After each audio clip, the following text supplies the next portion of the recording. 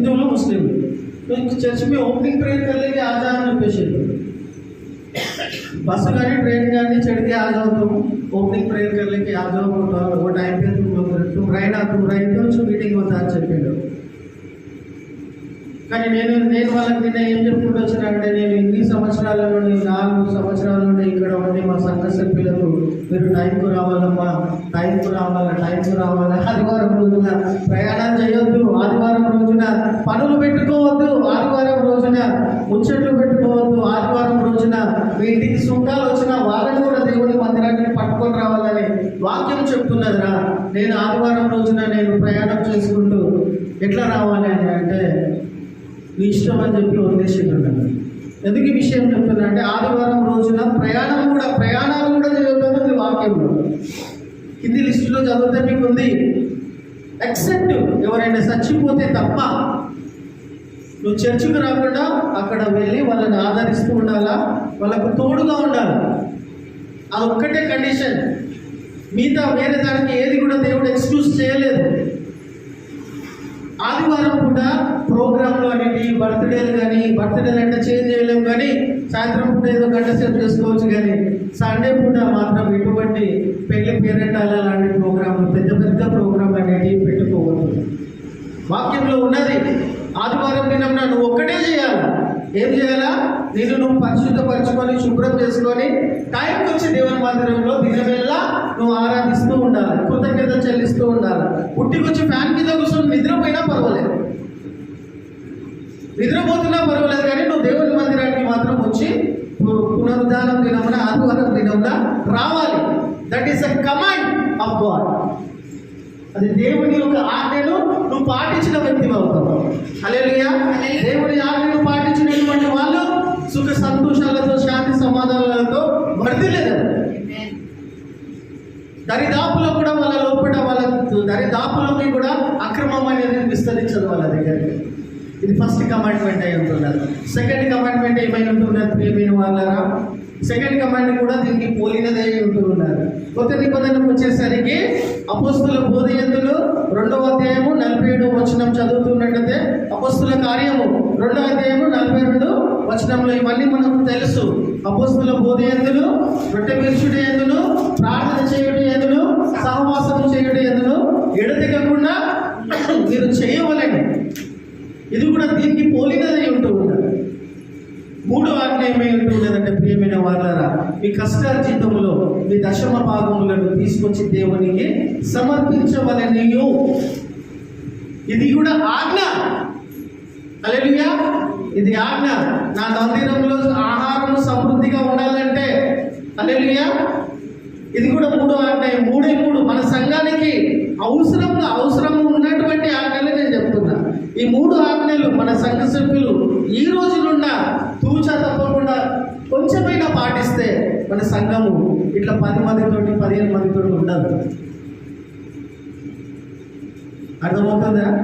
ఈ రోజు నుండి అయినా ఈ 3 ఆజ్ఞలను మనమందరము పాటించిన వారమైతే ఇట్లా ఉండం మన బతుకులు, మన జీవితాలు.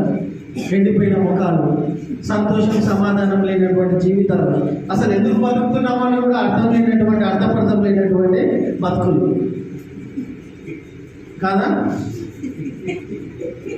ప్రియమైన వాళ్ళారా, ఈ రోజు నుండి అయినా మనం ఈ 3 ఆజ్ఞలను సీరియస్గా, this is the commandment of God. అవునా కదా? చూడండి, మలాకి 3వ అధ్యాయము 5వ వచనం ఒకసారి చదవండి. 3వ వచనం 5వ వచనం చదవండి.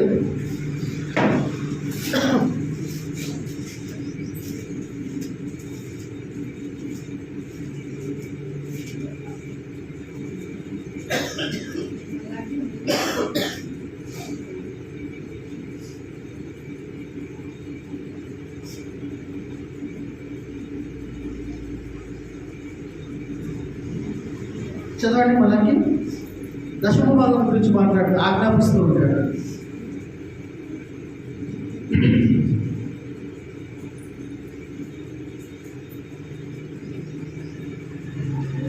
అనుకుంటా 3:8 చదవండి. గట్టిగా యాక్టివ్గా చదవాలి. అయ్యో నువ్వు 4 గంటలకు లేస్తావు, చాలా కష్టపడతావు, ఇక్కడికి రాగానే మానవుడు దేవుని యొక్క దొంగిలినా, మానవుడు దేవుని దగ్గర దొంగిలించునా, అయితే మీరు నా యొక్క దొంగిలించి, అయితే మీరు నా దగ్గర దొంగిలిస్తున్నారు. దేని విషయంలో మేము మీ యొక్క దొంగిలించమని మీరు అంటారు, దేని విషయంలో మేము నీ దగ్గర దొంగతనం చేస్తున్నాం ప్రభావ మీరు అంటారని కూడా దేవుడు మీతో చెప్తున్నాడు. అంత పదివ భాగమును, నీ 10వ భాగమును ప్రతిష్టార్పణలను ఇయ్యకుండా మీరు నా దగ్గర దొంగతనం చేస్తున్నారు. ఈ జనులందరూ నా యొక్క దొంగిలించునే ఉన్నారు. చూసారా, ఈ ప్రజలందరూ కూడా నా దగ్గర దొంగిలిస్తూనే ఉన్నారని దేవుడు చెప్తున్నాడు. మీరు శాపగ్రస్తులై ఉన్నారు. నేను ఆ మాట నేను ఖాళీ హెచ్చరిస్తేనే దాన్ని శాపనార్థం కింద తీసుకుంటారు మన చర్చ్ మెంబర్స్. ఇలా చేయొద్దమ్మా అని అంటే నువ్వు శాపనార్థం పెట్టుకున్నావు అంటారు. కానీ దేవుడు ఏమంటున్నాడు? దాని వచనం చదువు, దాని కింద వచనం చదువుకొని ముగించుకుందాం. చూడండి ప్రేమైన వాళ్ళ, ఇది అర్థం చేసుకోవాలి. నా మందిరంలో ఆహారం ఉండినట్లు నీ 10వ భాగం అంతయు నా మందిరపు నిధిలోనికి తీసుకుని రండి. నా మందిరపు నిధిలోనికి తీసుకుని రండి. బస్ అక్కడ ఆగుదాం. కొంచెం అర్థం చేసుకునే ప్రయత్నం చేద్దాం ఈ రోజైనా. ప్రేమైన వాళ్ళారా, ఈ సంఘము నుండి అనేక మంది కూడా ఆశీర్వదించబడి దీవించబడి ఆయా స్థలాలలో సెటిల్ అయిపోయి ఉంటున్నటువంటి వాళ్ళు ఎంతోమంది ఉంటూ ఉన్నారు. ఈ సంఘము నుండి లేవనెత్తబడ్డారు వాళ్ళు. ఈ సంఘము నుండి చాలా మంది కూడా మంచి ఉద్యోగాలు చేసుకుంటూ ఈ సంఘం నుండే కదా ఎదిగినది, అవునా కదా? చాలా మంది ఇక్కడ ఉంటున్నటువంటి మనము కూడా ఈ సంఘము ద్వారా ఎంతగానో దీవించబడ్డాం, ఆత్మీయంగా కూడా ఆశీర్వదించబడి ఉంటూ ఉన్నాం. అయితే ప్రియమైన వారులారా, ఈ సంఘం యొక్క పరిస్థితి చూస్తూ ఉన్నట్టయితే ఏమి లేని పరిస్థితిలో ఉంటూ ఉన్నాం.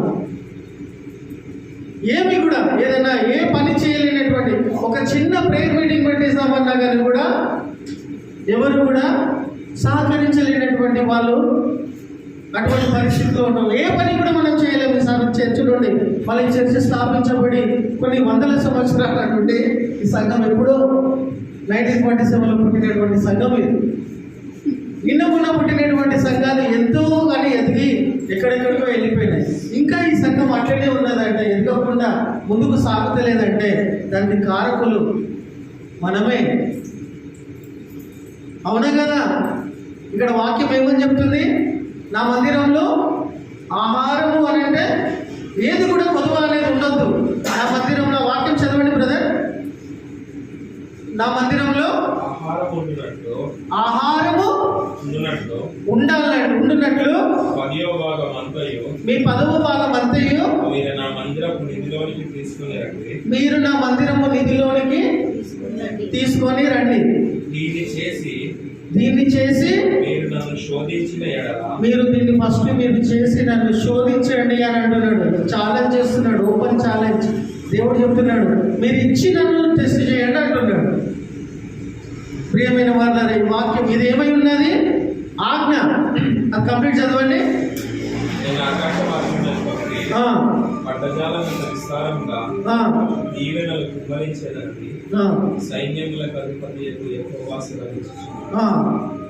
ప్రియమైన వాళ్ళ, this is also commandment of God అయి ఉంటూ ఉన్నది. ఏ సంఘాలైతే ఈ 3 విషయాలు జరిగించుకుంటా వస్తారో, ఏ సంఘ సభ్యులైతే ఈ 3 విషయాలు జరిగించుకుంటూ వస్తారో, మొదటిది ఏమై ఉన్నది? నీ దేవుడైనటువంటి యెహోవాను పూర్ణ హృదయంతో ఆరాధించాల్సినటువంటి వారై ఉంటూ ఉన్నారు. రెండవది ఏమై 6 దినములు నువ్వు కష్టపడి పని చేయాలి. ఏ పనైనా చేయాలి. నువ్వు ఉన్న వృత్తిలో వచ్చినటువంటి 10వ భాగంలో తీసుకొచ్చి నీ చేతులతోటే నీ మందిరంలో దేవునికి నీ 10వ భాగం నువ్వు ఇవ్వాలి. దాంట్లో ఎవరు కూడా తల్లి కానీ, తండ్రి కానీ, అక్క కానీ, చెల్లె కానీ, భార్య కానీ, భర్త కానీ ఇన్వాల్వ్ కావడానికి వీల్లేదు. సలహాలు, ఉచితమైన సలహాలు ఇవ్వడానికి, అధికమైన తెలివితేటలు చూపించడానికి వీల్లేదు. చేతులు కాలు చేస్తాడు ఆ విధంగా ఒకవేళ ఉచిత సలహాలు చెప్తూ ఉన్నట్టయితే. 10వ భాగం ఎవరైతే కష్టపడుతున్నారో వాళ్ళకు చెందినది, దేవునికి చెందినది. దేవునికి చెందినటువంటి 10వ భాగాల్లో నేను కాళ్ళు పెడతా, చేతులు పెడతా అంటే కాళ్ళు నిలబడతాడు దేవుడు. హెచ్చరిస్తున్నా, దేవుని వాక్యం హెచ్చరిస్తుంది, నేను చెప్తలేదు. కాబట్టి నీ చేతులతోటి నువ్వు సమర్పించాల్సినటువంటి వారమై ఉంటూ ఉన్నాం. హల్లెలూయా. ప్రియమైన వారులారా, ఇక్కడ పని చేసి ఇక్కడ ఎదిగినటువంటి వాళ్ళు, మంచిగా సెటిల్ అయినటువంటి వాళ్ళు కూడా వాళ్ళ దశమ భాగంలో వాళ్ళు డైరెక్ట్గా ఈ మందిరానికి పంపించాల్సినటువంటి అవసరత ఈ సంఘంలో ఉంటూ ఉన్నారు. ఇక్కడ పుట్టి పెరిగి ఉద్యోగాలు చేసుకుంటున్నటువంటి వాళ్ళ దశమ భాగంలో కూడా వాళ్ళు వెళ్తున్నటువంటి సంఘాలకు సమర్పించకుండా ఇవ్వకుండా పర్వాలేదు. కానీ ఎందుకు అని అంటే అక్కడ వాళ్ళు సెటిల్ అయిపోయి ఉన్నారు కాబట్టి, ఆల్రెడీ ఆ పెద్ద పెద్ద సంఘాలన్నీ కూడా మంచి ఉన్నతమైన స్థాయిలో ఉన్నాయి కాబట్టి ఒక్కటి మాత్రం గుర్తుపెట్టుకోవాలి. మనం కూడా గుర్తుపెట్టుకోవాలి. వాళ్ళు గుర్తుపెట్టుకోవాలి. ఈ సంఘం నుండి బయలుదేరినటువంటి వాళ్ళందరూ గుర్తుపెట్టుకోవాలా, నేను ఎక్కడ పుట్టినా, ఎక్కడ పెరిగినా, ఎక్కడ బ్యాప్టిజం తీసుకున్నా, ఎక్కడ అద్భుతాలు పొందుకున్నా, ఈ అభిషేకము, ఈ యొక్క అనాయింటింగ్, ఈ ఆశీర్వాదాలు, ఈ పొజిషన్లో నేను ఉన్నానంటే ఆ సంఘము ద్వారానే నేను లేచిన, ఆ సంఘం ద్వారానే దేవుడు నన్ను లేవనెత్తిండు అనే విషయం మర్చిపోకుండా ఆ సంఘానికి మీ దశమ భాగములు పంపించాల్సినటువంటి అవసరం ఉన్నారు. ప్రియమైన వాళ్ళారా, ఇంకొక విషయం నేను ఇక్కడ మీకు తెలియజేస్తున్నా. ఒకవేళ అది పెద్ద సంఘానికి నువ్వు వెళ్తూ ఉన్నట్టయితే, అక్కడ మీరు ఏదైనా సంఘాలకు మీరు వెళ్తూ ఉన్నట్టయితే ఆ సంఘానికి మీరు ఎందుకు ఇవ్వకూడదు అనే దశమ భాగం నేను ఖచ్చితంగా చెప్తున్నా తెలుసా.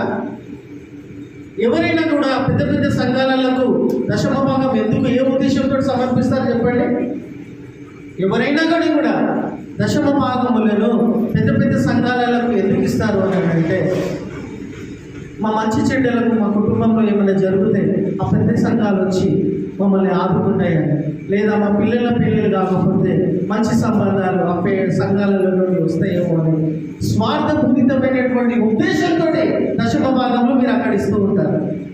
ఇది స్వార్థమా కాదు? మంచిగా ఆలోచించండి. తండ్రి దిమాగ్‌से सोचिए, समझ में आता है लोगों को.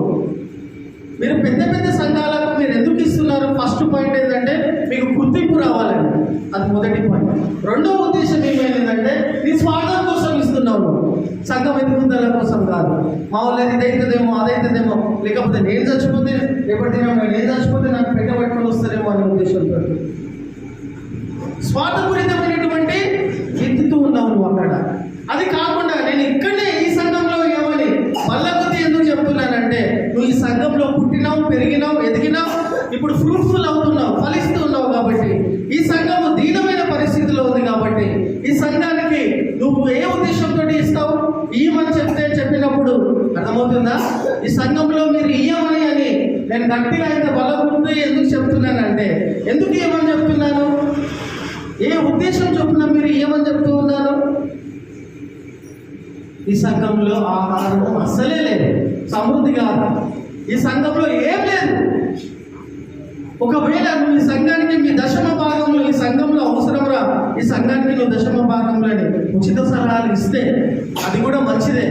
ఈ సంఘంలో ఏం లేదు కాబట్టి ఈ సంఘము ఒక కాపరి చెప్తూ ఉన్నాడు, ఈ సంఘంలో పుట్టినావు కదా, పెరిగినావు కదా, ఎదిగినావు కదా, సంపాదిస్తున్నావు కదా, ఈ సంఘానికి పంపించమని ఎందుకు చెప్తున్నానంటే ఒక్క ఉద్దేశం నెరవేర్చబడడానికి, స్వార్థపరితమైనటువంటి ఉద్దేశం కాదండి. ఈ సంఘంలో ద్రవ్యం లేదు కాబట్టి ఈ దశమ భాగములను ఈ సంఘం ఎదుగుదల కోసం మీరు పంపించండి అని చెప్తూ ఉన్నాను. సంఘము సంఘము ఎదగాలని మీరు ఆ దశమ భాగంలో పంపిస్తూ ఉన్నట్టయితే ఏ ఉద్దేశం చొప్పున మీరు పంపించిన వాళ్ళు అవుతారు?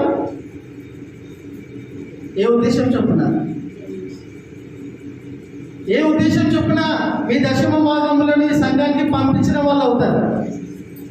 నా సంఘము, నేను పుట్టి పెరిగిన సంఘము ఎదగాలని, నా సంఘములో ఆహారము సమృద్ధిగా ఉండాలని, నా సంఘములో ఏది కూడా కొదువలు ఉండొద్దనే ఉద్దేశం ఏదైతే ఉద్దేశంతో నువ్వు వింటున్నావు చూడు, అది పవిత్రమైనది, అది గొప్పది, అది మంచిది. అది కాకుండా నువ్వు పెద్ద పెద్ద సంఘాలలో ఏ ఉద్దేశం నిమిత్తం నువ్వు ఇస్తూ ఉన్నావు? అర్థమవుతుంది ఆ తేడాలు? ఏమైనా తప్పు మాట్లాడుతున్నానా? ఏమైనా తప్పు చెప్తున్నానా? మీ దశమ భాగంలో ఏ సంఘానికి చెందాల్సినదై ఉంటూ ఉన్నది? ఈ సంఘాన్ని. ఏ ఉద్దేశం చొప్పున నువ్వు దశమ భాగం ఇవ్వాలని ప్రార్థించి ఇస్తున్నావు? ఏ ఉద్దేశం? ఈ సంఘం ఎదగాలి ప్రభు, ఈ సంఘంలో ద్రవ్యం ఉండదు, ఎక్కువగా సమృద్ధి సమృద్ధిగా ఉండాలి, సంఘంలో ద్రవ్యం తక్కువగా ఉంది ప్రభు అని ఉద్దేశంతో నువ్వు ఇస్తున్నావు చూడు, అది గొప్ప. హల్లెలూయా, అది మంచిది. హల్లెలూయా, అర్థమవుతుందా? అది కాకుండా మెరుపులను, లైట్లను, సూటు బూటులను చూసి ఇస్తున్నట్టయితే అది నీ స్వార్థం కోసమే చేస్తున్నటువంటి వాళ్ళు అవుతారు. కాబట్టి ప్రియమైన వాళ్ళారా, ఈ 3 ఆజ్ఞలు పాటించినటువంటి వాళ్ళు క్రమము తప్పకుండా, మార్గము తప్పకుండా, దేవుడు పెట్టిన విధి విధానాలు తప్పకుండా అంచెలంచెలుగా శాంతి సమాధానాలతోటి, సుఖ సంతోషాలతోటి దేవుడు దీవించి ఆశీర్వదించి వర్ధన చేస్తాడు. హల్లెలూయా, హల్లెలూయా. మరొకసారి గుర్తు చేస్తున్నా, దేవుని ఆజ్ఞ ఈ 3 పరిస్థితులను బట్టి కాదు, దేవుడు నువ్వు ఉంటున్నటువంటి పరిస్థితులను బట్టి ఈ రోజు నుండైనా ఏ ఆదివారం రోజున కూడా కారణాలు దేవునికి చెప్పి సావు కబుర్లు తప్ప వేరే ఏమన్నా ఉంటే నువ్వు అవి పోస్ట్ పోన్ చేసుకొని, క్యాన్సిల్ చేసుకొని, నేను రాను, దేవుడు నాకు ఆజ్ఞాపించడు, నేను పునరుద్ధానం వినవునా, దేవుని మందిరంలో సమయానికి నేను అగ్గుపడాలి, ఇది దేవుని ఆజ్ఞ అని మీరు నిర్ణయం తీసుకోవాలి. హల్లెలూయా, ఇది దేవుని ఆజ్ఞ ఉంటూ ఉన్నారు. రెండవది ప్రియమైన వాళ్ళారా, మీరు 6 దినములు కష్టపడి పనిచేయాలని దేవుని వాక్యం చెప్తూ ఉన్నారు. హల్లెలూయా, ప్రియమైన వాళ్ళారా, ఈ ఆజ్ఞలలో, ఈ 2 ఆజ్ఞలలో ఒకటి సంఘాన్ని మిస్ కావద్దు, ఎట్టి పరిస్థితుల్లో కూడా సంఘాన్ని మిస్ కావద్దు, డుమ్మాలు కొట్టద్దు, లేటుగా రావద్దు. ఈ 2 చేసినటువంటి, ఈ 3 ఆజ్ఞలు పాటించినటువంటి వాళ్ళు దేవుడు వాళ్ళని ఉన్నతమైన శిఖరంలోనికి నడిపిస్తాడు. హల్లెలూయా, ఏవైతే ఆశీర్వాదాలు కావాలో, ఏ టైంకు మీకు ఏం కావాలో అవి దేవుడు మీకు అనుగ్రహిస్తాడు. హల్లెలూయా, అర్థమవుతుందా? సమజ్మయ్యారా? ఈ రోజు నుండి మీ దశమ భాగములు లైవ్లో వింటున్నటువంటి మీరు, అక్కడ సెటిల్ అయిపోయినటువంటి మీరు కూడా మీ పెద్ద పెద్ద సంఘాలకు ఇవ్వాల్సినటువంటి అవసరం లేదు. ఒకవేళ మీరు ఇస్తున్నట్టయితే మీ స్వార్థం కోసం, మీరు అక్కడ గుర్తింపు కోసం మీరు ఇస్తున్నారని అర్థం చేసుకోండి. కానీ మీరు ఎక్కడైతే పుట్టి పెరిగినారో, ఇక్కడ నేను పుట్టి పెరిగినాను అనేటువంటి మంచి ఇచ్చతోటి మీ దశమ భాగంలో ఇక్కడ పంపించినట్టయితే ఈ సంఘంలో కొనుగోలు అనేవి ఉన్నాయి, మీరు కూడా దీవించి ఆశీర్వదించబడతారని ఈ వాక్యంలో బట్టి మీ అందరినీ కూడా తెలియజేస్తున్నాను.